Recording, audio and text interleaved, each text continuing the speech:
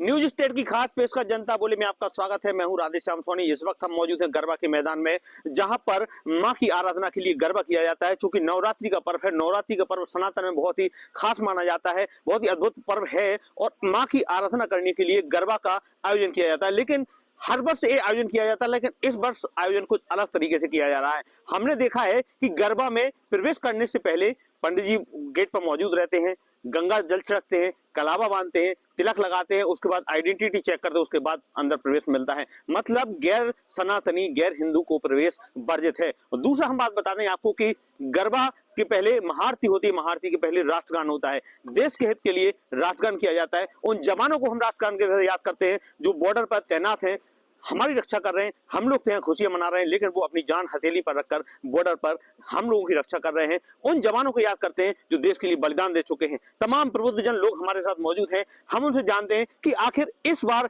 एक गरबा अद्भुत तरीके से किया जा रहा है। एक बार और हम आपको बता दें कि छतरपुर जिला में गड़ा गांव है, जहां से बाबा बागेश्वर आते हैं, जो कि पूरे देश विश्व में प्रख्यात हैं। और उन्होंने ये मुहिम चलाई थी कि गरबा में गैर सनातनियों को प्रवेश वर्जित किया जाए। कहीं ना कहीं उनके इस मुहिम का, उनका जो आज्ञा है, उसका पालन किया जा रहा है। पवन मिश्रा जी जो हिंदू उत्सव समिति के अध्यक्ष हैं और सबसे पहले गरबा की शुरुआत छतरपुर में अगर लाने वाले हैं तो पवन मिश्रा जी हैं।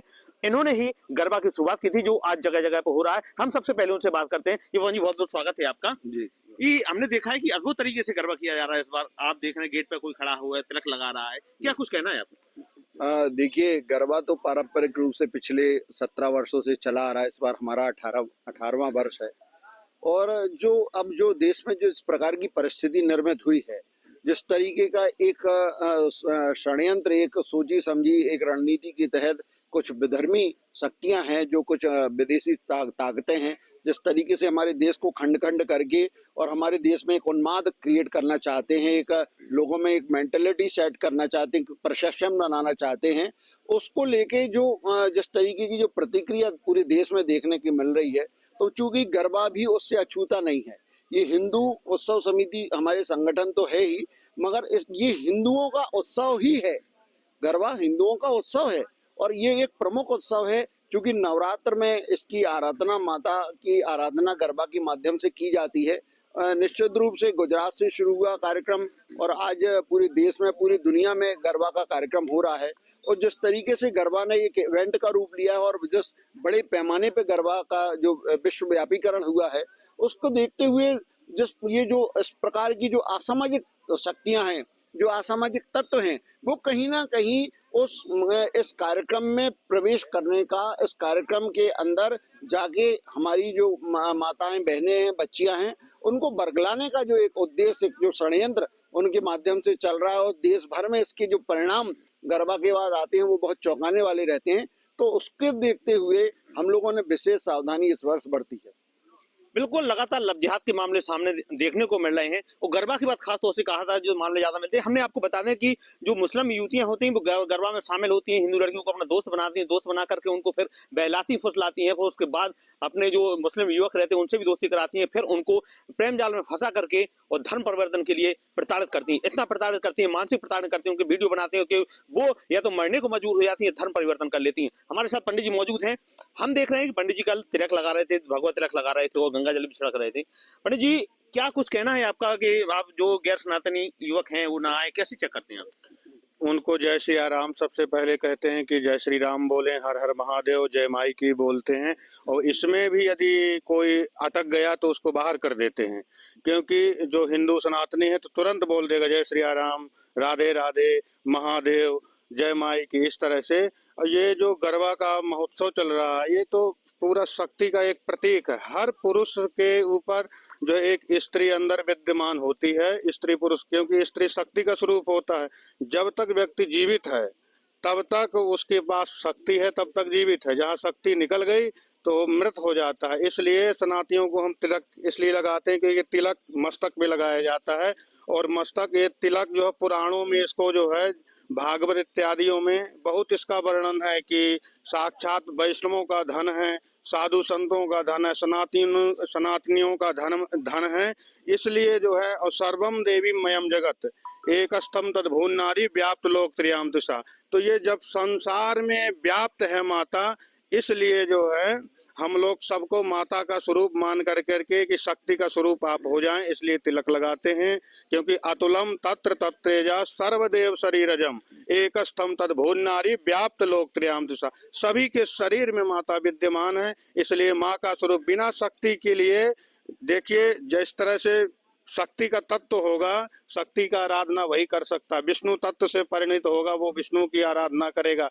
जो शिव से तत्व हो वही उस शिव के तत्व का अधिकारी हो जाता है पूजा करने के लिए। इसलिए तिलक लगाते हैं, गौमूत्र का छिड़काव करते हैं, उससे जय श्री राम बुलाते हैं और हाथ में जो है कलावा बनाते हैं, जिससे विधर्मी प्रवेश न करें। क्योंकि विधर्मी हमने देखा है कि बहुत सारे अपने इधर आकर के और बहला फुसला करके बिटियों को, कन्याओं को मतलब विधर्म, मतलब धर्म के विपरीत ले जाना का प्रयास करते हैं, जिससे जो है हम लोगों के अंदर बहुत सारी जो है गिलानी होती है। तो उस सब को, समस्याओं को दूर करने के लिए बहुत बड़ा आयोजन किया गया है और ये नई पहल की गई है। बिल्कुल, विधर्मियों द्वारा सनातन को कुचलने का लगातार प्रयास किया जा रहा है।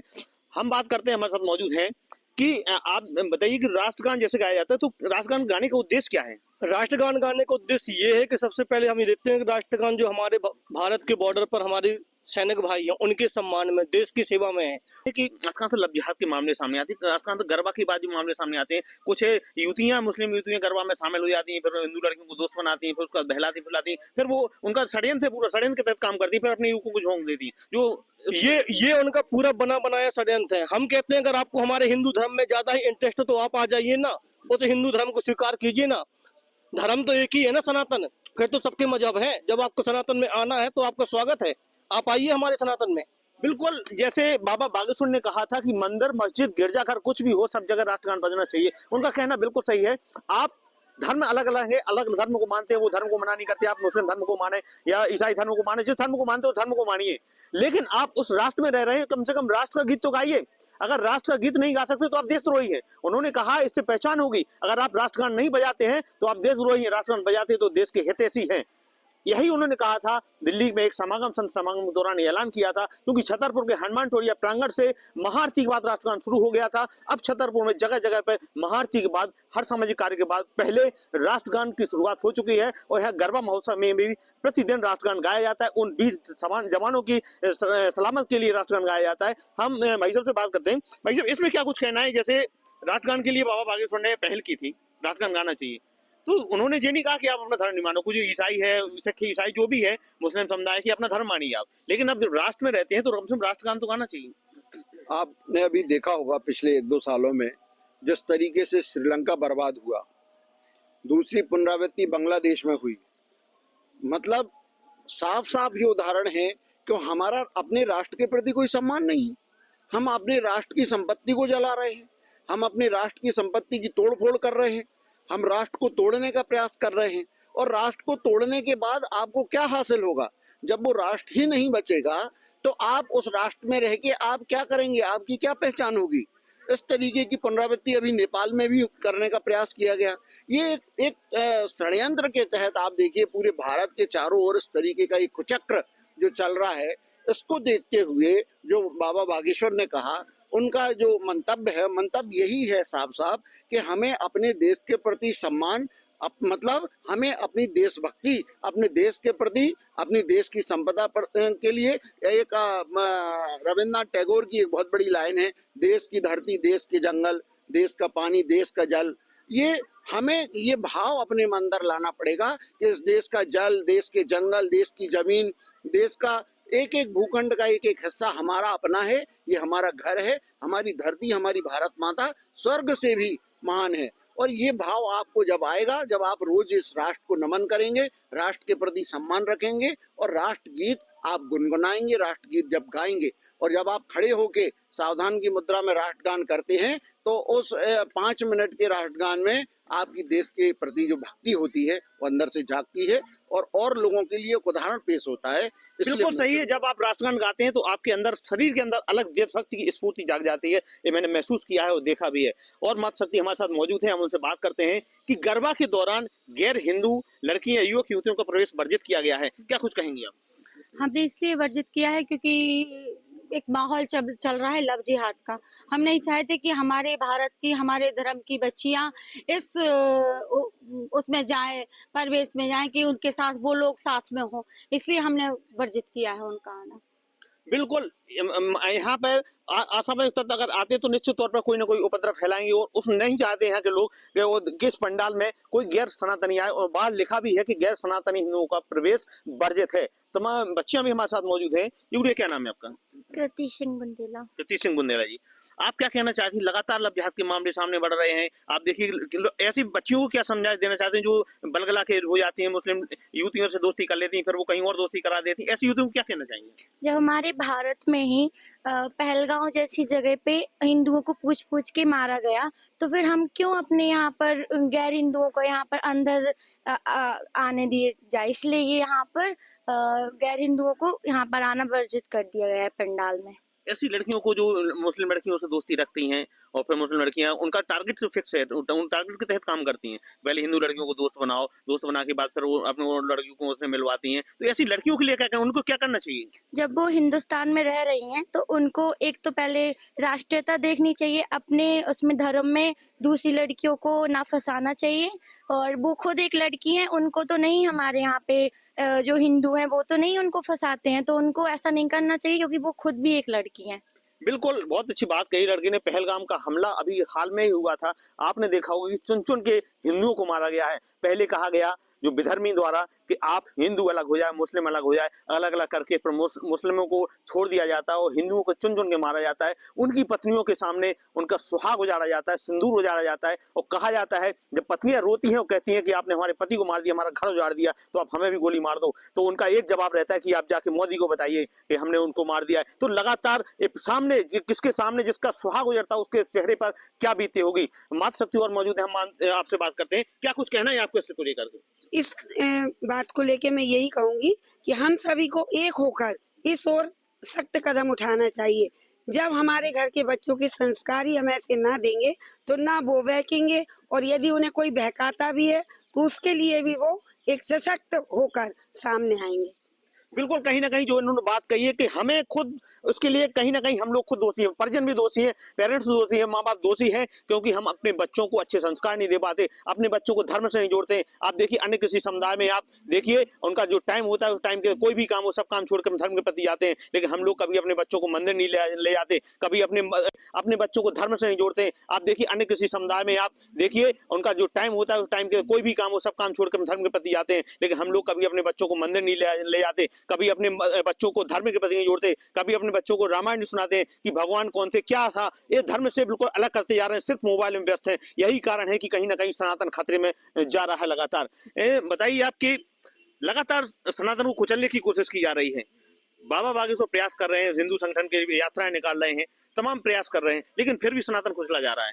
सनातन अब भाई साहब जाग चुका है। और आप देखते हैं जो महाराज जी के संकल्प है, महाराज जी की जब से बागेश्वर वाले महाराज जी हैं तब से नया युवा कितने उनके साथ आगे आया है, अपने धर्म को अपनाने लगा है।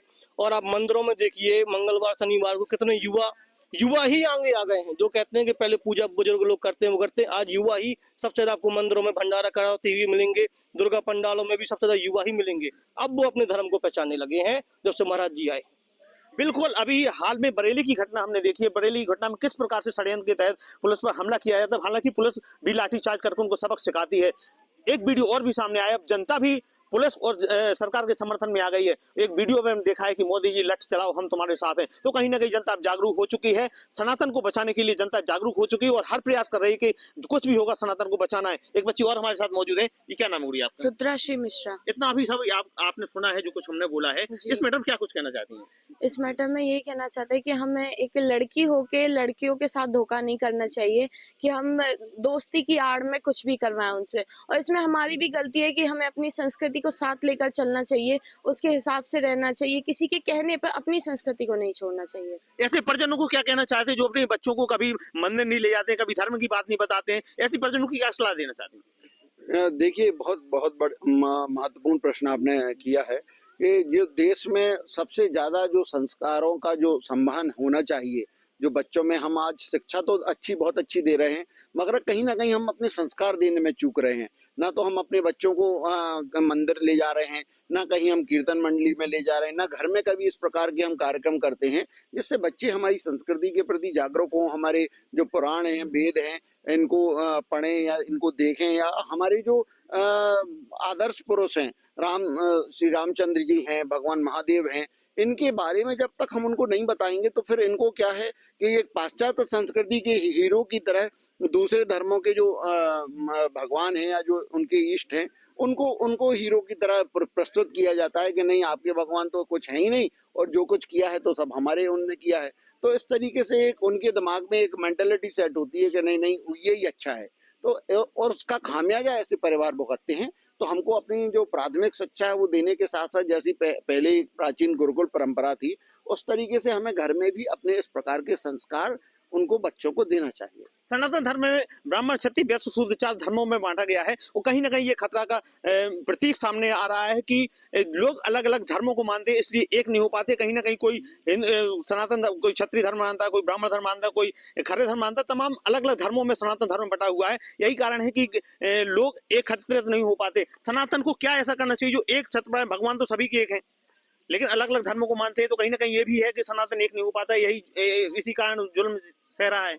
सनातनोयम पुरुषा पुराणा कहा गया, जो पुराण पुरुष है वही सनातन धर्म का महत्व है। और जो सनातन को नहीं मानते हैं तो न शोभते सभा मध्य हंस मध्य बको यथा, जिस तरह से जो है हंसों के बीच में बगुला शोभा नहीं देता है, उसी तरह जो सनातनी हैं उसके बीच में धर्मी शोभा नहीं देते हैं, इसलिए इनको बाहर किया जाता है।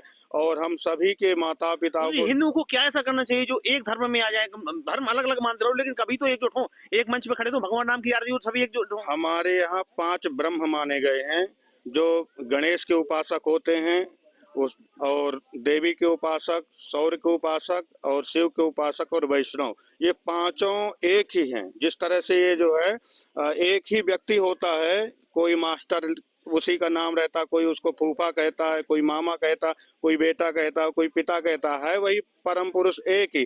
पर जब हम सबको सब मिला करके एक को ही शरणागत हो जाएंगे, जिस तरह से घर में सदस्य होते हैं, एक मुखिया होता है, तो अपना जो मुखिया सबके घर के मुखिया होते हैं तो वो विशेष होता। पर ऐसा तो नहीं है कि हम सबका अनादर करें, सबका सम्मान करना चाहिए। जब सबका सम्मान करेंगे, सबसे पहले तो छोटों का सम्मान करेंगे। जब छोटों को जैसा संस्कार देंगे, सम्मान करेंगे, वो उसी तरह से हमारे पास भी आएगा। बिल्कुल। और आप बिल्कुल भगवान तिलक में है, बिल्कुल साफ दिख रहे हैं, सनातनी है और कट्टर सनातनी है जी। आप देखिए कि जो यहाँ पे कार्यक्रम चल रहा है, कार्यक्रम के पहले जो गेट पास करते हैं उनके ऊपर गंगा जल छिड़का जाता है, गोमूत्र छिड़का जाता है, उसके बाद प्रवेश किया। क्या कुछ कहेंगे इस पुरानी परंपरा को? जी बहुत बढ़िया। पर ये हमारी जो ये है ना चल रहा है, जो हमारा नियम है, ये सब सनातन धर्म के साथ ही चला आ रहा है हमेशा से। और जो लोग ये किया जा रहा है जो हमारे यहाँ पर गरबा में, तो वो यही प्रदर्शित करता है कि जो लोग हमारे यहाँ पे आते हैं वो सभी सनातनी हैं, और जो सनातन के विरुद्ध जाते हैं वो लोग अंदर प्रवेश ना ही करें, इसलिए ये सब हमारे यहाँ पे करवाया जाता है। बिल्कुल, सनातन को बचाने के लिए और कोई विधर्मी यहाँ पे आके कोई अनागर काम न करे, उपद्रव न करे, इसके लिए लगातार प्रयास किया जा रहा है। गरबा पंडाल में गैर सनातनी हिंदुओं का प्रवेश वर्जित है। हमने तमाम लोगों से बात की, तमाम लोगों ने इसको बताया कि आखिर क्या कारण रहे जो राष्ट्रगान शुरू किया गया है और क्या कारण है जो इस बार अलग तरीका से जो गैर सनातनी हिंदुओं को प्रवेश वर्जित किया गया है। राधेश्याम सोनी, जनता बोले, छतरपुर।